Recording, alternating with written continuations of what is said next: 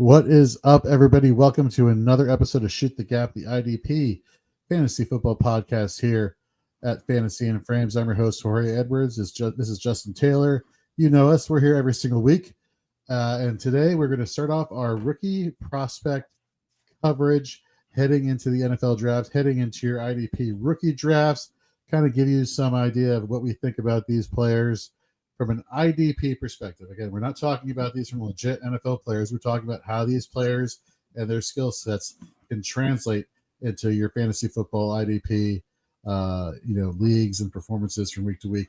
So stay tuned. And before we get to all that, let's get to this.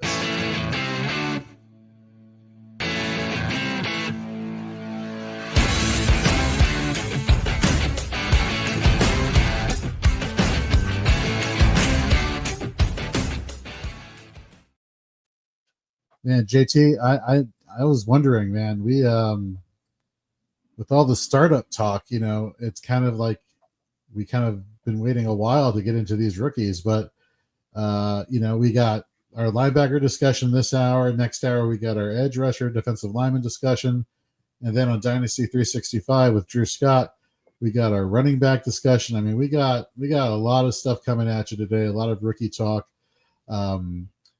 And just to give us, people a tease, Gary Davenport, the godfather of IDP, will be joining us next week as we delve a little bit deeper into some of these free agent signings and trades for IDP fantasy football. So don't worry, we're going to get to it, and we're going to get you all the information you need. But anyhow, JT, how you doing, man? Doing good. Yeah, the free agents, some of the big guys come off the board, but you got to give it a little bit of time to kind of see exactly where everybody goes. Always the big names right up front are usually the offensive guys for everybody. So excited to talk about that. Guys have moved, guys are back where they're supposed to be, but I'm pumped to talk rookie guys. I know it's a little harder. There's not quite as much info out there about some of these rookies as there are a lot of the offensive guys as far as the defensive rookies. But went to the combine, saw some of these guys up close. Very interesting draft this year is that I think it's a pretty strong defensive class. Last year I felt like was super offensive, and while I think there's a lot of good offensive guys, if you're an IDP guy, I think there's a lot of guys to kind of be excited about this year on the IDP side of things. So pumped to talk about these guys over the next couple shows. Absolutely. And, folks, let's just get right into it. We got a lot to talk about tonight. But before I get into it, linebackers always, well, first of all, let me go back even further than that. If you haven't been heading over to fantasyandframes.com, you need to be going to fantasyandframes.com today. We have been putting out tons of articles since Saturday of all the free agency news and trades, starting with the Geno Smith trade to the Las Vegas Raiders.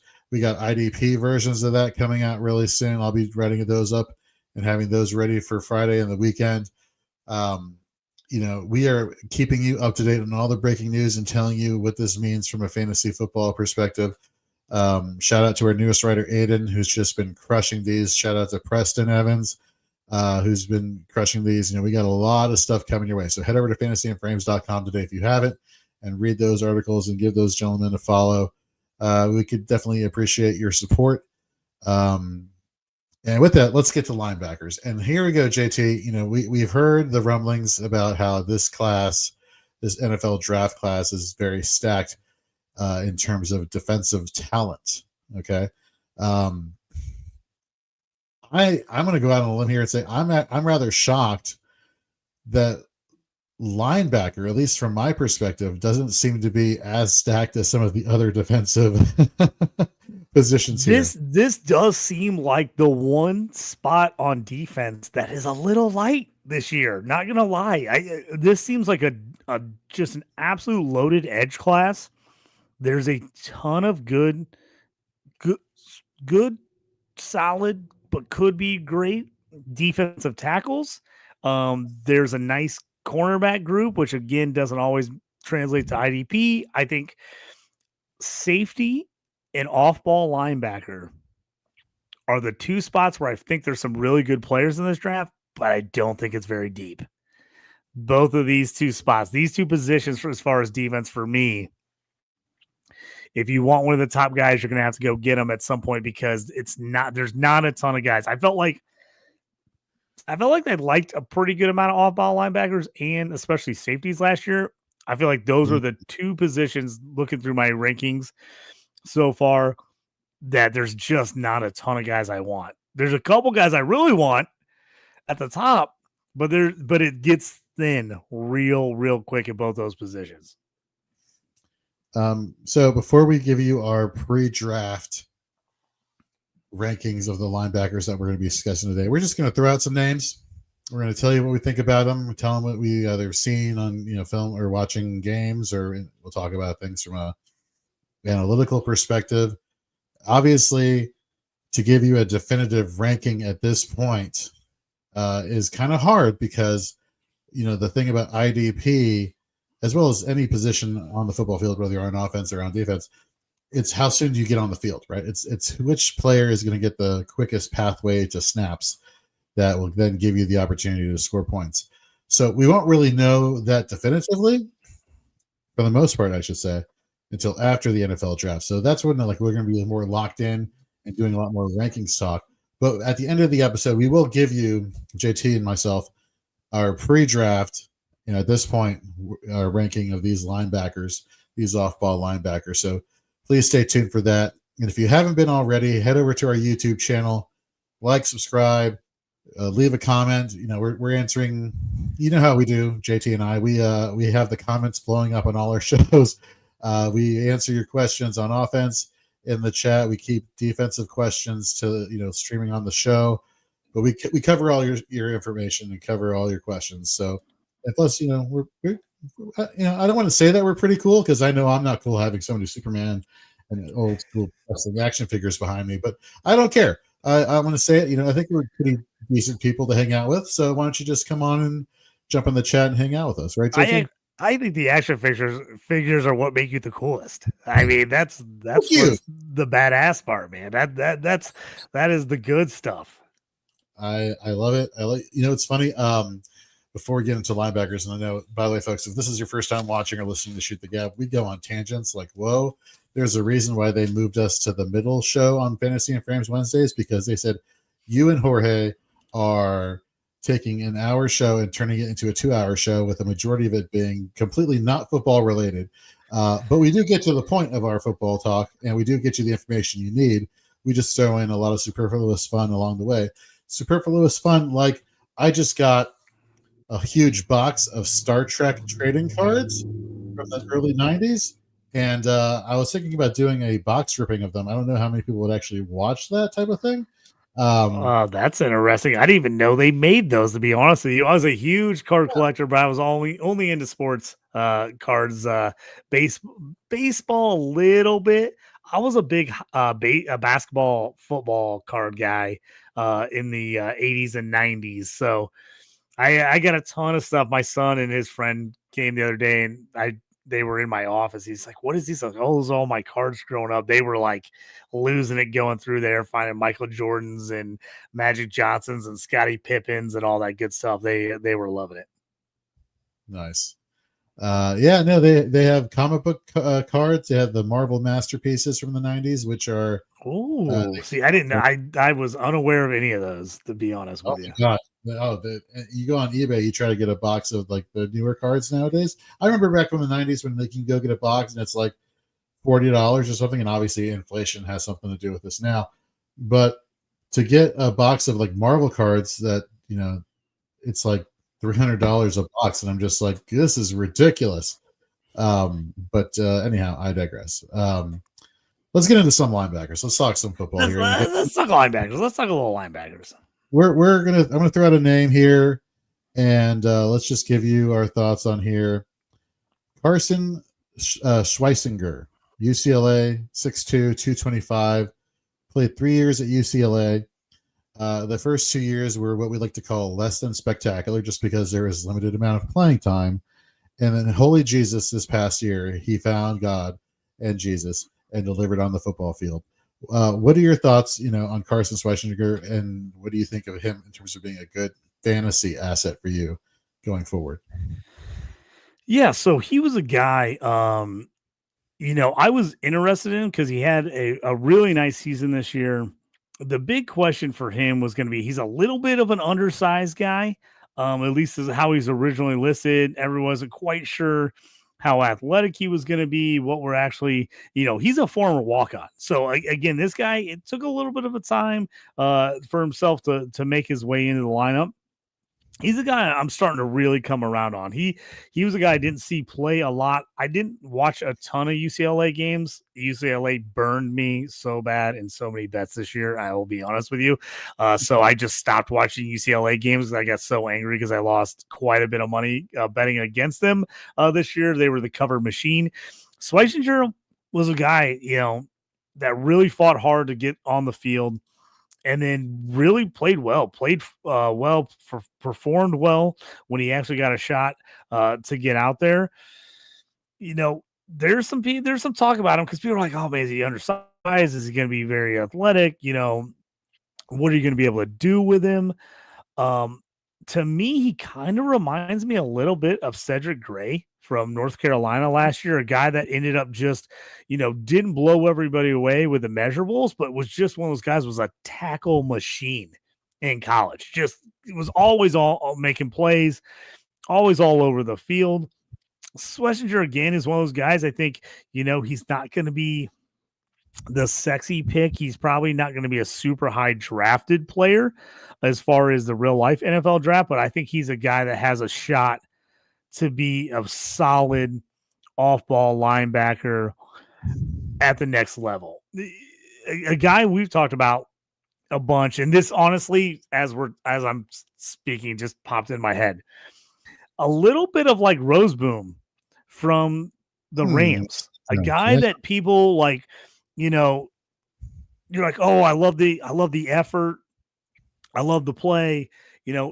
Can he actually be a guy that's going to legit be on the field all the time? And can he make an actual fantasy impact? And I've told this story on Shoot the Gap earlier this year when we're talking I picked him up for nothing off the waiver wire 2 seasons ago because I was devastated off ball linebacker. And I just basically went through our lads and I was like looking at the depth charts and I'm like, who is on the waiver wire that's even like might even see like 50% of snaps? Like that's where I was at. That's how desperate I was. Not a starter, but a guy that's like, can he play at all? Roseboom was one of those guys I grabbed and had to play him in some desperate situations, but he really came around for the Rams this year. Yeah, he did. And really was a solid fantasy start. I think Schlesinger is the guy that could be that guy. Is he going to come in as a rookie and blow you away? Really depends on landing spot, honestly. But he's a guy I like that I think he could be a solid fantasy player eventually just because the guy gives nothing but effort. He's had to earn everything he gets. I think he's a guy that can continue to put on just a little more weight. Originally he was like, they were expecting to be like in the mid 220s. And then he's actually closer to 240 now, which I actually am like, that helps me a little bit that he's a little bit bigger. Depending on where you look, some people have him as high as 242 now. Not the fastest guy in the world, like I said, not the most athletic guy, but just a guy that wins with just pure effort. And the fact that he actually added some weight to me in this offseason process, I think helps him a lot. A guy 136 tackles, 4 sacks on forced fumble last year for UCLA. So he's a guy that's definitely on my radar. And if he ends up being a 3rd round pick, say Jorge, and goes to a decent situation, say if he went to somebody like the Rams in like the 3rd round, he's going to be on my radar as a guy that I'm going to look to grab in IDP fantasy drafts. So he is very much on my radar. And I think when we get to the end of the show and we're talking about pre-draft rankings, we're going to see that he is very, very much on my radar. Maybe a little bit more so than you, but I always get worried about like the one-hit wonders, call it what it is, right? He had one good year. But then you look in, certain situations where you just need the opportunity. Look at Zach Bond. Look at him. He played a lot of special teams for the New Orleans Saints the past couple of years, comes to Philadelphia, gets the off-ball role, and all he needed was that opportunity, and he just took off. Well, this is kind of similar to that, except on the collegiate level.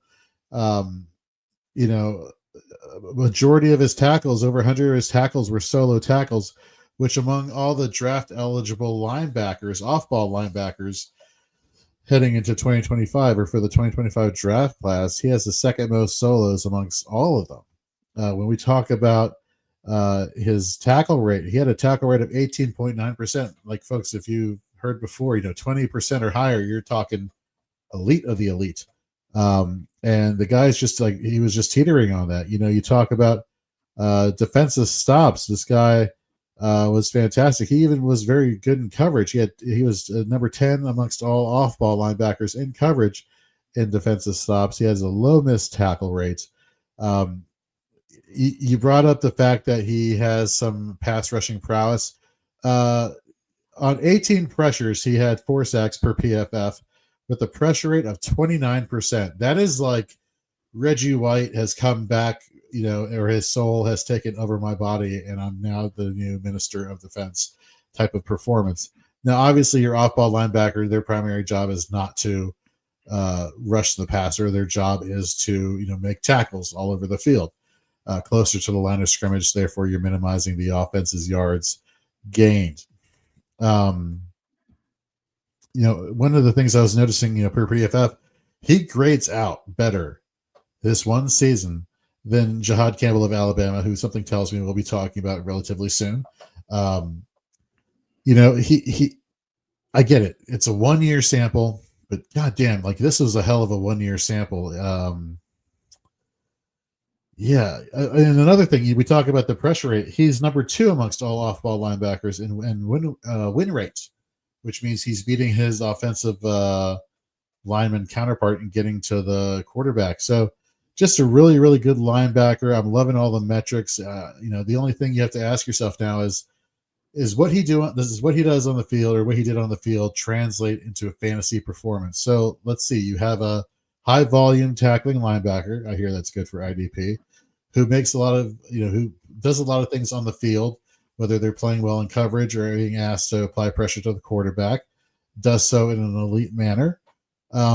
You give me somebody who can kind of, do everything in terms of tackling, regardless of where he's making the tackles, whether behind the line of scrimmage, in the box, or in coverage, and do so efficiently with having such a low missed tackle rate. I am pretty high on Carson Schwarzenegger from UCLA.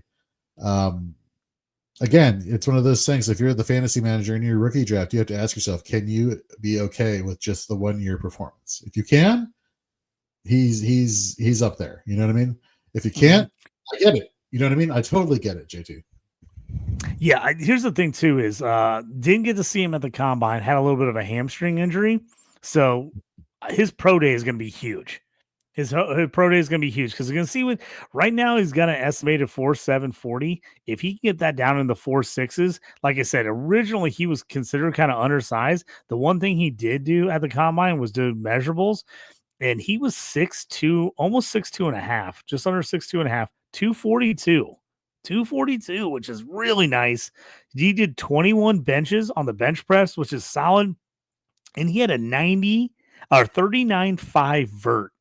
That's outstanding for a linebacker. Almost a 40-inch vertical is outstanding. So he does have the athleticism. So that is there. So it'll be interesting if he can get, like I said, in the 4.6s and do some nice 3-cone drills and some of that stuff at his pro day. Here's the thing is he going to go real high in the draft? Off-ball linebackers, it's not necessarily a premium position with everything else going on. To me, if he goes in the 3rd round to a nice situation, I love it because I'm not going to be scared off by a 3rd round. I love Junior Colson last year, and he was thinking, where did he end up going? Mid to late 2nd? Somewhere in there. I have to look at it. Yeah, I don't think he made it the 3rd, but like to me, with all the edges and D tackles, some of these off-ball linebackers are going to drop a little bit because of that reason. That's not going to scare me away. I really think he's a guy that's a top I think he's the top 60, 65 player. So if he happens to drop to the third and doesn't go in the second, I'll still like him. If he goes in the second to a fairly decent situation, let's go. I'm in because I like him. I think he's good. And like I said, I was a little bit worried about him I was worried he'd come in and he'd be like 225. And I was like, oh, if he's 225, what's that going to look like at the NFL level? But him at 242, I love it. He's a tackling machine. Like you said, nice pressure rate, even though they didn't bring him a lot off the edge. When he did come off the edge, he was nice. I think he's really good dropping into coverage. Had 2 picks. He does take up a lot of space in coverage and close pretty quick. So obviously, as we see a lot of teams going to a 4-2 with a nickel slot, he's a guy that you can get out there in those passing downs on 4-2 and cover some space. So I like it. I like him a lot. All right, let's get to our next linebacker here. Jahad Campbell, Alabama, 6'3", 244 pounds.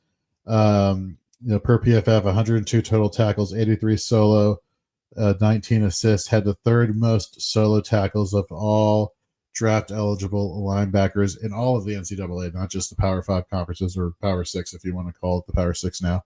I'm not going to hate you for it. Not as high of a tackle rate the past 2 seasons at Alabama for Campbell. 13.9% in 2024, 12.4% tackle rate in 2023. But he's efficient. So he's not consistently being that certain high volume tackler, so to speak. But when he does get his opportunities to make tackles, he's very efficient with them, and therefore that's going to keep him on the field longer, which translates into more tackle points for you for your fantasy teams, for your fantasy teams. Where he really excels though is his pass rushing ability. Believe it or not, you look back to 2023, he had a pass rush pressure rate of 20.8%, although he only had 1 sack, but he was playing minimal snaps rushing the passer. So then the question is, can he go into 2024 and duplicate the same type of efficiency, but actually, hit home and deliver some of these sacks? And he got an 18.8% pressure rate with 7 sacks per PFF this past year. He was number 4 in all of defensive stops. He was number 1, believe it or not, in pass play tackling, aka in coverage. Again, you're asking yourself for an IDP linebacker, like, what do you want? Do you want somebody who maybe doesn't have as high of a volume, in terms of high volume floor in terms of tackling? Are you okay with going after somebody who's more big play centered? It depends on your scoring settings, right? We kind of look at things as far as balance in our IDP scoring. We want the tackles to count for a lot. We want the interceptions and sacks to count for a lot. We want the TFLs to count for, we want to amp this stuff up so that way these IDPs are given plenty of value. So if you're playing in a league where you have 5 or 6 points for a sack, he's right up there. I mean, I think he has more big splash play potential than Schweissinger. Whereas Schweissinger, I feel, has the more tackle upside there. And so it's kind of like one gives you a higher floor so Schweissinger kind of gives you a higher floor, but Jahad Campbell gives you a higher ceiling. Would that be accurate, or do you disagree with that? Yeah, I think big play. Campbell's probably your guy. I think he can do a little bit of everything. I like Schweissinger. Schweissinger, if you're in a tackle heavy league, is the guy I probably want, to be honest with you. If you don't get a bunch for any of the other stats or any of the other categories, it's mostly tackles. He's probably the guy, especially depending on what defensive he ends up. But I like Campbell a ton. To me, guy goes sideline to sideline. He's a physical tackler. He's got pretty solid coverage abilities. In the RAS score from the combine, he didn't do all the drills. He's going to do some of his pro days, so we'll see that. But currently, his RAS sits at 9.87 out of 10, 9.87 out of 10, 39th all time from 1987 to 2025 out of 2,911 linebackers, 39th best RAS score so far, pending some open slots where he didn't do some drills with them. But hey, 6'2", just under 6'3", 235 pounds. Nice broad jump. Had a 10.7 broad, which is great. Anything over 10, you got to love, especially for a guy that size. And he ran a 9.52 40. 9.52 with a 1.58 10-yard split, which I love. So it shows you how athletic he can move. There are some landing spots for him, Jorge, that I think could be phenomenal. I think he's a top 25 player in this draft. I think he's a first-round guy in the real NFL draft. How high he goes in IDP rookie mocks, actual rookie drafts is going to depend on the landing spot. 2 spots I absolutely love for him. The Colts at number 14. So there's a lot of talk they go tight end Tyler Warren if he gets there. If he doesn't, do they go DB or linebacker? If he goes to the Colts and takes EJ Speed's spot next to Franklin, I'm in love. I mean, EJ Speed was not great last year, and his tackle numbers were through the roof, as were the entire Colts defense. Everybody on their defense was getting tackled. So if he goes there and is playing that second linebacker spot next to Franklin, Zaire Franklin, I'm going to be ecstatic for IDP purposes, as in real life, too, for the Colts. The other spot I think would be prime fantasy landing spot is the Tampa Bay Buccaneers at 19. Now, we know they've been a little older lately. They've moved on from those guys. Levante, Bush is gone. Levante David is a guy who, he's getting up there in age. I think he's a free agent, correct? No, they brought him back on a 1-year deal. They did. Okay, 1-year deal. I didn't know if that had happened yet or not. I think that would be a prime spot for Jahad Campbell at 19 too. I think that'd be a great IDP landing spot. I think we could see a lot of that early Bush days, when he was a rookie coming out of LSU and he had some monster years.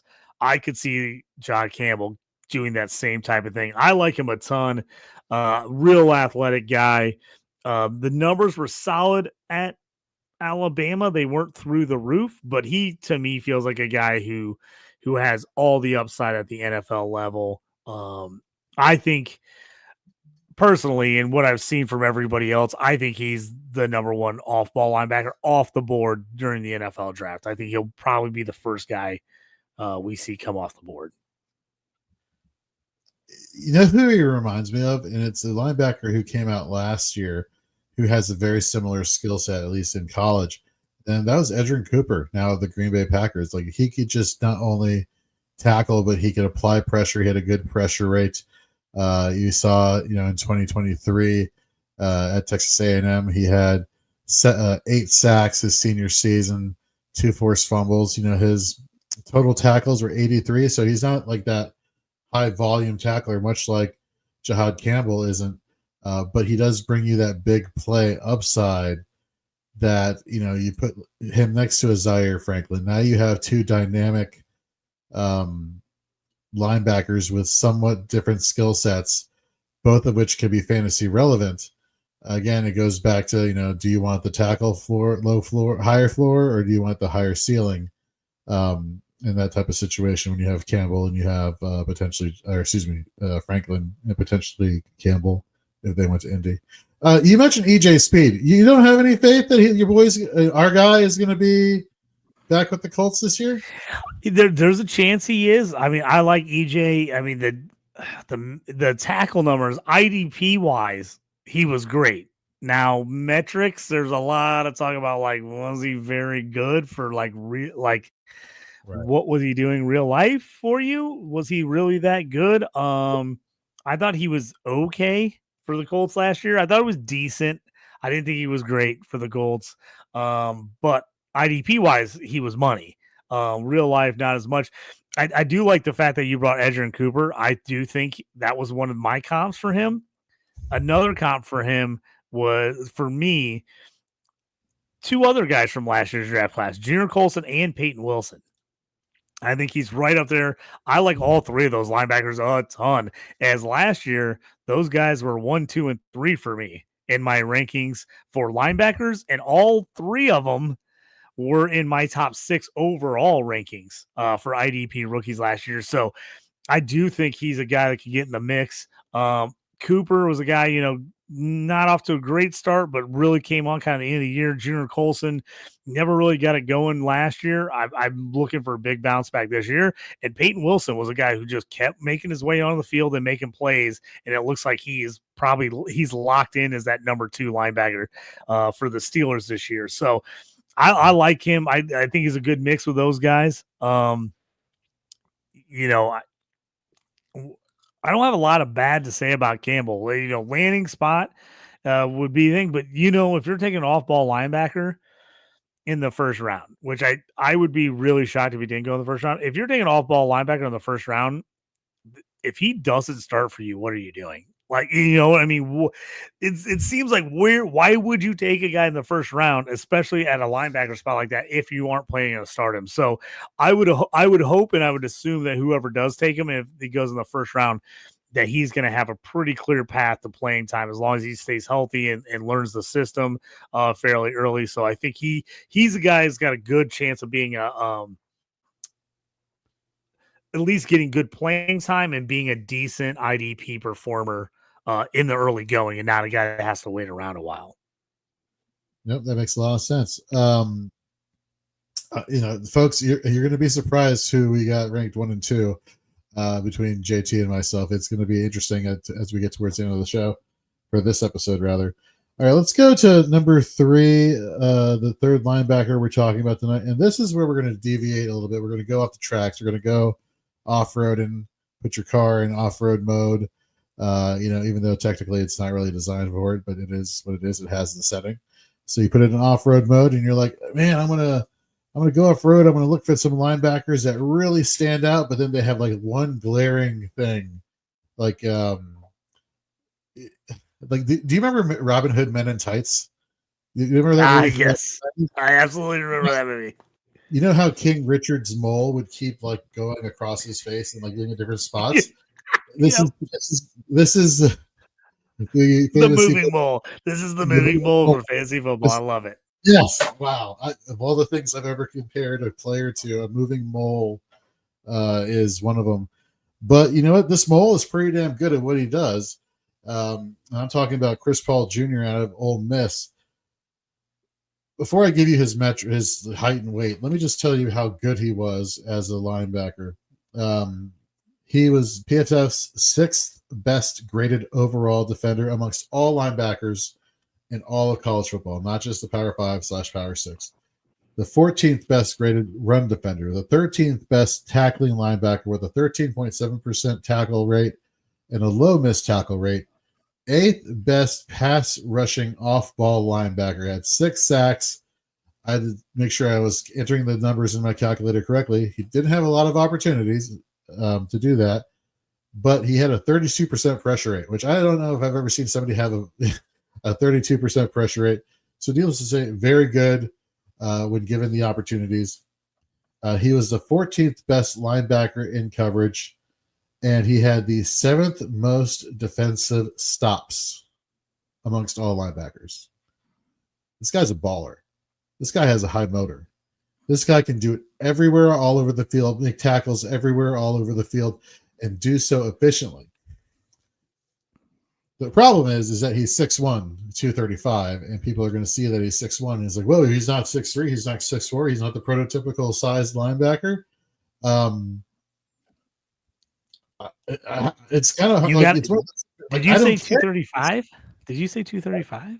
Per PFF, he's 6'1", 235. That may have changed at the combine. Oh, if he's 235, I like 235. Everything I've seen from him has got him in the low 220s, like 222, 221. So if he's put on some weight, if he can get to 235, I like him more. But man, yeah, he's from everything I saw, he was definitely low 220s most of the year, which is what you said was the mole. Is like scares me a little bit. Is he's a little undersized for sure here. Aiden in the chat, thank you very much for joining in, Aiden, and everybody else. Jump in the chat. Let us know what you think about these defense players. Even if you know nothing about IDP Fantasy Football or defense at all, ask questions. Ask us random questions. Ask them questions about football, about IDP. cooking, Star Wars, Star Trek, you name it. Just drop a question in the chat. Anyhow, Aiden's here. And again, check out all of his work over at fantasyandframes.com. He says, do you think Chris Paul Jr. could be a surprise first-round pick in April? I'm not saying I'm predicting it, but we see it every year without fail. I don't see him being a first-round pick, but I do see him being maybe one of the top 4 linebackers drafted. If that 3rd or 4th team can overlook the height and look at production. I don't think there's any way he gets taken the first. I'll just say that. I don't think there's any way. There's too many other guys, too many other defensive positions that are more coveted that I think that it just pushes him out, even if a team likes him. I think he's more of a 3rd round guy, but if he could push into the late 2nd, I would love that draft value. I love that draft value. I'm going to give you a good and a bad comparison here, Jorge, and see what you think for Chris Paul Jr. here.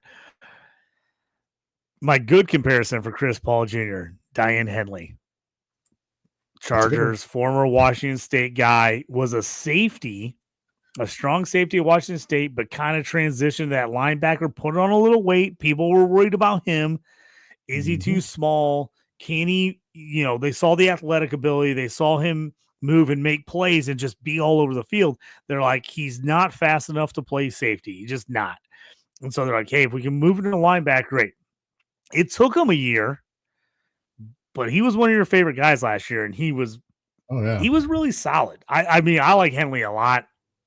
When he was coming in the draft, he was one of my favorite linebacker like sleepers to take, knowing that he was going to sit on my taxi squad for at least a year, but he was a guy I really liked. So that's my good. That's who I think. I really think Chris Paul Jr., I think he could be Diane Henley. I think he can. Now, the bad side is my next comparison for him on who I don't want to see him go this way, and I'm hoping it doesn't happen, but this is what could happen.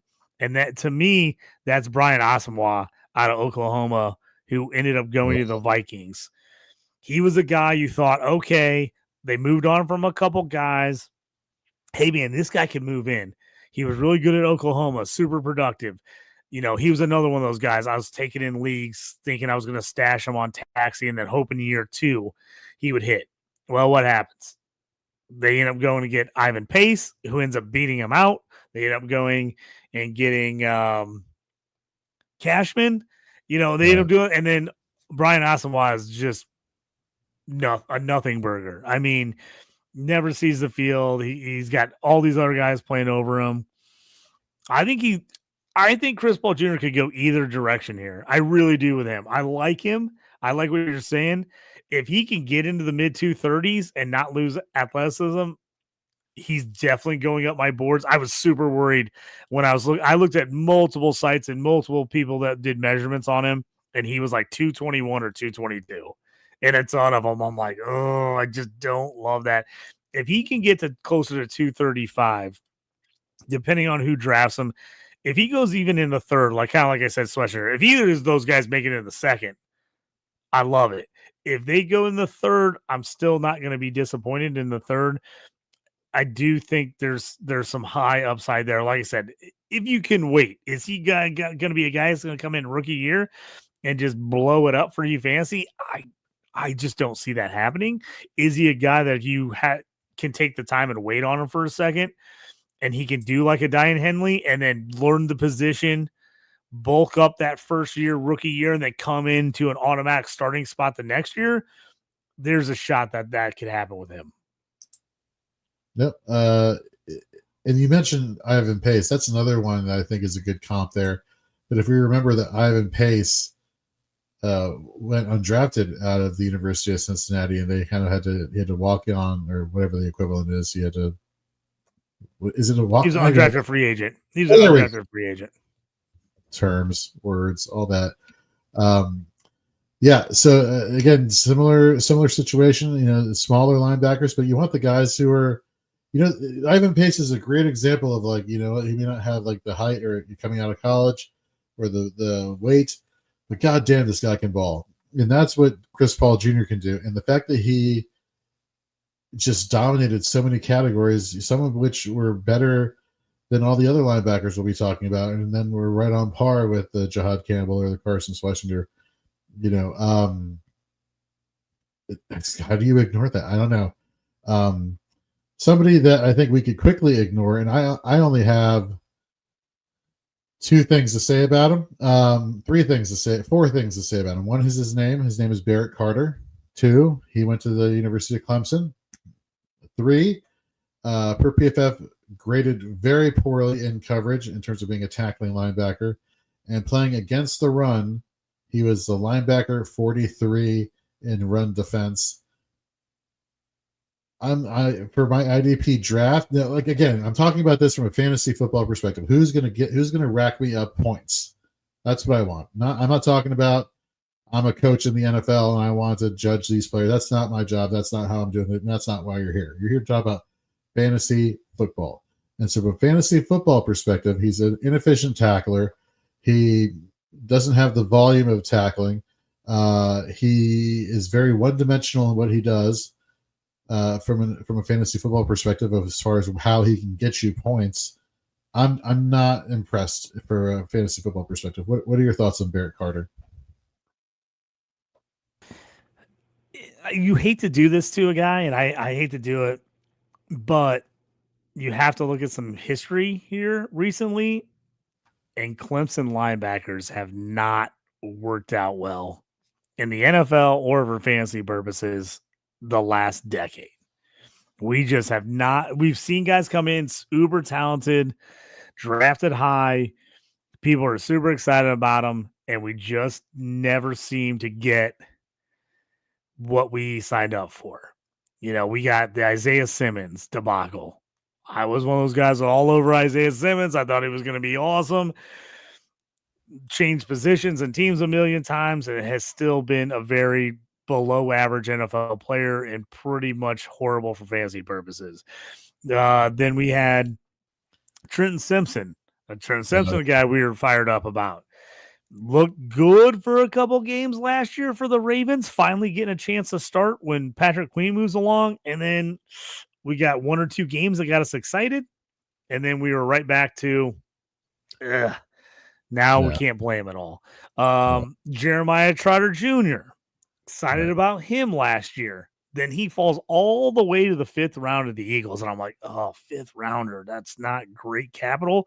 I still have him in some leagues, and I have him on my taxi, but he saw almost 0 playing time last year and brought Bond back. Depending on what happens with Nakobe Dean, is there a chance he sees much action again in year 2? It's real iffy right now. So not to trash on Barrett Carter because he went to Clemson. All those guys went to Clemson, but we've just not seen a lot of Clemson linebackers that were solid in college translate to the NFL and really be able to carry that over the NFL. He's got me worried. Like I said, if Paul puts on weight, I would take Paul over Barrett pretty handily because Barrett's not very big either. So that's the other thing about Barrett is like Paul looks small. Then you look at Barrett and you're like, oh, he's about the same size. How much Barrett? He's 6 foot 231. So if you can get up even to 230, if Paul, like you said, if Paul's 235, I'm going to be ecstatic about that. But yeah, that's my word, Barrett Carter. Decent athletic traits. 4.55 40 at that size is pretty solid. That's real good at 4.55. You love that. I'm just not sure it all translates. And does that mean it's going to translate into the NFL? He's real bad in coverage. Let's just be honest. I don't want to trash guy, but he's not good at coverage. He's just not good at all. That's something he would really have to lean on. And if he was just an absolute stud in the run blocking first, second down, maybe I give him a little bit more credit, but he's, I think, slightly above average at that. So not great at all. Really high recruit out of college. He's another guy. I hate to tell you, like Brian Asamoah is a guy. He kind of reminds me of him too. Like in on the bad side, if he ends up being him, that's a guy. Now, On the good side, how good is this? I don't know. But Christian Harris from Alabama is a guy that he kind of reminds me a little bit of him. He's a guy fantasy wise. We've been up and down on Christian Harris a little bit. I think Barrett could be that guy. I'll keep an eye on him. But man, I would really be shocked if a team spent high draft capital on him. And I would just really need to see a really good landing spot and really good draft capital for him to be high on my list. He just, not that he can't grow and end up being a good IDP guy, but he's not a guy that I'm going to like is on my list. Like, I have to try to make sure I get this guy in my rookie IDP drafts. I just have a lot of questions about him. Yep. 100% get it. Let's get to our next linebacker. We got a couple more to go before we close out and we get to our next show, which will be covering edge rushers / defensive linemen. So yes, we will go off air and then we'll be right back on air to talk about the next show on Shoot the Gap. Let's talk about Danny Stutzman out of Oklahoma, 6'4", 241 per PFF, graded the third best graded linebacker against the run, 108 total tackles, 76-32 with the 15.2% tackle rate, 12.2 missed tackle rate. So again, over that double-digit threshold, not too happy about that. Sixth most defensive stops among all linebackers in the NCAA who are draft eligible this year. I mean, the guy is he is good at what he does. He is a thumper. Mm-hmm. That's the first thought that comes to my mind. You brought him up in our pre-show meeting as somebody that is very intriguing to you. Why don't you tell the people why you feel that way? Yeah, he was a guy that, you know, was a two-way star in high school, was an absolute stud on offense. You know, we know how it gets in Oklahoma. They move guys kind of back and forth. You know, he's got good size, you know, 6'3", 6'4", right between like 235, 240 for him. He just seems like that. He's just kind of a hard-nosed kid, gets in there, plays hard. He, even with his size, really nice 40 time, showing his athleticism there, which, you know, it always helps. 4.52 is what he did at the combine, which I mean, you get a linebacker running close to almost in the 4.4s. Pretty nice. 4.52 for him there. His 10-yard split was 1.55, which is like 88th percentile, like for linebackers this size. So that's really good. Decent age on him. He literally just turned 22 like 2 days ago. So like just turned 22. So he's a kid a little bit on the younger side. Was a solid prospect coming out of high school. The guy just does a little. He's exceptional in the run. You know, he reads and reacts well. He fills the hole. He flows and takes, you know, pretty good angles and is good at coming downhill. Like when he's ready to like turn it up and go downhill, he goes downhill. So I really like that about him. Shows a pretty good high IQ as far as pre-snap communications, making adjustments. He's a guy that could be a sneaky green dot guy at the next level, be, you know, your defensive captain, a guy that can make the calls, make the reads. I like that about him. He seems like a guy that like NFL defensive coordinators are going to like. I just think they're going to like his makeup, kind of what he brings to the table. Draft wise for him, you know, we're going to see where he goes. I could see him technically going a little lower than some of these other guys, maybe Paul or Barrett. I would possibly, if he goes lower than Barrett, depending on the landing spot and time, I would consider taking him over Barrett. A guy he reminds me of, and this, I'm going to say this without trying to be completely disgusted because it hurts me because I still want him to succeed in the NFL, and that's Chad Muma out of Wyoming. I love Chad Muma. I've been devastated for years. He's been stuck in Jacksonville behind everybody else and never has fully got a shot. I still think Chad Muma would be a really good, especially IDP guy, if he could get in a team and start. this is who he kind of reminds me. I think Sussman kind of reminds me of Chad Muma. And maybe that's why I like him so much, because I love Chad Muma coming out. When he was at Wyoming, watching his tape, he just read and reacted and made plays. I mean, the guy just played balls to the wall at all time. That's what I get out of Sussman. I like him a lot for that reason. I really hope he doesn't end up in a Muma situation where he ends up going to a team. I like him. He ends up being a solid player, but he's stuck between two higher profile guys or two guys who are higher draft picks, and he just can't fully make his way on the field. And we get him where somebody gets hurt. He plays 3 games. He averages double-digit tackles, and then he goes back to the bench when the guy comes back. That is what I don't want to see out of him. What do you think on him? Yeah, so coverage, I would say, is not his forte. He's pretty much at the bottom of the list of all the graded metrics when we're looking at things from an analytical perspective for Stutzman. But to your point, you know, I for IDP purposes, again, this is where it goes back to, like, you know, you're going to have a higher floor, I think, with him than a higher ceiling, which is fine. You know, you look at, you know, the IDP performers last year for Fantasy Pros scoring, and it's deep. Linebacker is a deep position for IDP Fantasy Football. Like, yes, you can want to get the high volume tackling linebackers by name that you recognize, that you see on Sunday Night Football or hear Al Michaels call on Thursday Night Football. But you can get plenty of value and plenty of guys who can do really good for you in your fantasy league. So I think he will probably be somebody based off of his size. You're going to see some of the draft stock kind of go a little bit higher, and some of the inefficiencies kind of be overlooked because of the size. But I think there is a glaring deficiency in coverage that he has to work on in terms of being a better coverage playing tackling linebacker. So, you know, right off the bat, I see him being just somebody who is a run stopping linebacker. That's his job. Just put him in the middle somewhere.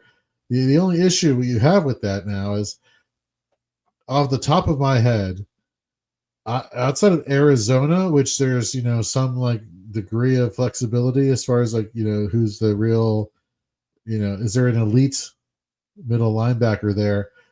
It's hard to find an easy pathway to snaps for somebody like this who doesn't have maybe the versatility, and that is an impediment to fantasy success also. Yeah, the pass coverage, you're right. That's his weakness. He doesn't move great. Guarding guys one-on-one is probably going to be a problem. He's also one of those guys. I used to coach linebackers in high school, and you just have those guys when you play zone that just don't understand the zone concept of finding someone in your zone. They kind of go, oh, I did my 5-step drop to my hook curl, and then they just stand there and they don't look and find anyone in their area. He's kind of one of those guys. He does the motion, he gets to where he's supposed to be, but he doesn't find anyone in his zone. He just is kind of out there in space. So that's a problem. Now, if a wide receiver catches the ball and comes across them, he crushes dudes. He crushes dudes when he actually is there to make the play. But yeah, I think the coverage is a problem. I think there's a solid chance that he ends up being a fairly good special teamer who plays backup role, at least early in his career. Does that mean you want to spend a draft pick on him? That's going to be the question. You know, depending on where he gets picked, he's a guy that's going to basically waste away on your bench for 1 or 2 years at least. So I like him. He's a guy on my radar. But yeah, that landing spot and kind of what happens is going to be interesting as far as IDP, what you want to do with him early. If he gets a shot and he gets on a team where he can play, I think he can make an IDP impact. Now, the question is just, is he going to actually get that shot? That's my worry. All right, before we get to the end of the first episode here on Fantasy and Framers Wednesday, and the first episode of Shoot the Gap, we got the second one coming up next, where we're talking about the defensive linemen. I'm going to throw out 2 linebackers right at you right now, JT. Real quickly, who do you like? And And then who do you think is the better IDP asset? Jack Kaiser, Notre Dame linebacker, versus Demetrius Knight, linebacker out of the University of South Carolina. Just to give you, just to set the stage here for people, Kaiser 6'2", 231, Knight 6'2", 245.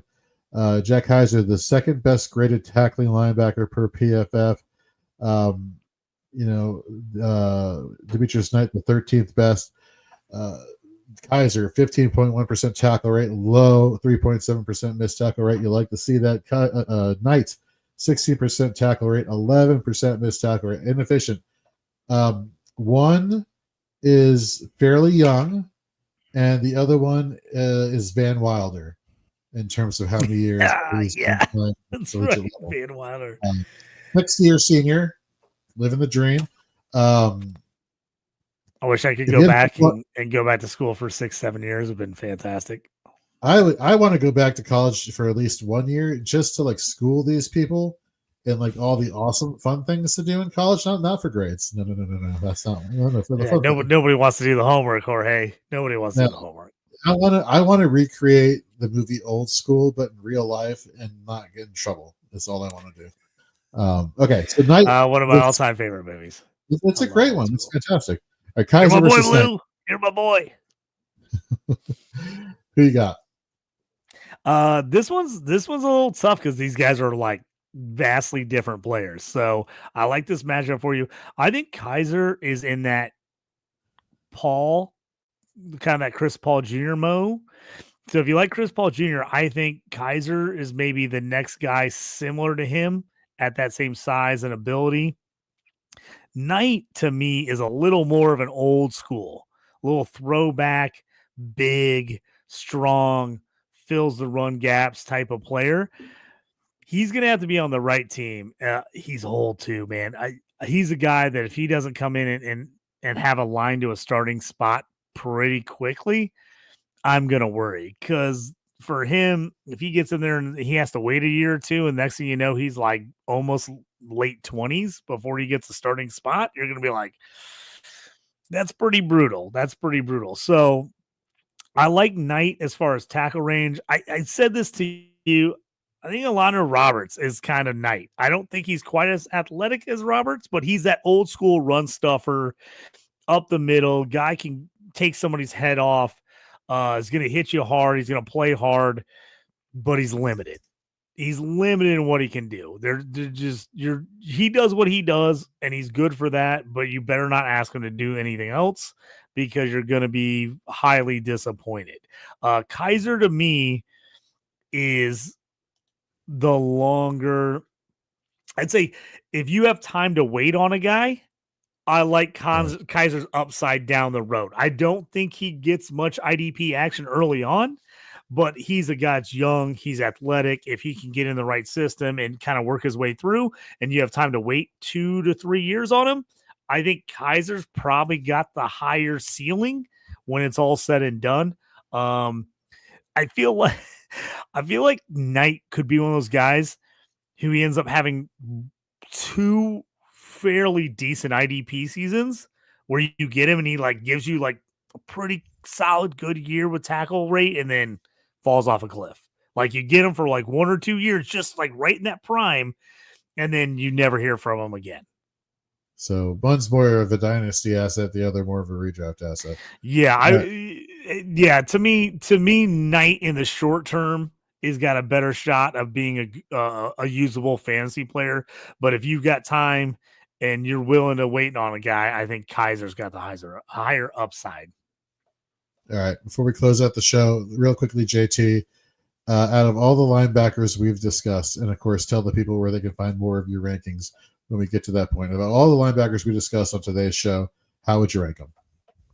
So my rankings going into this class right now for off-ball linebacker, Jahad Campbell out of Alabama is my number one guy. I just think he is a first-round pick.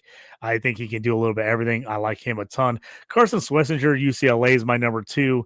Tackling machine, I just think he's going to be a really, really nice asset. He was lower on my rankings, my rookie rankings, when I initially did them about a month and a half ago or 2.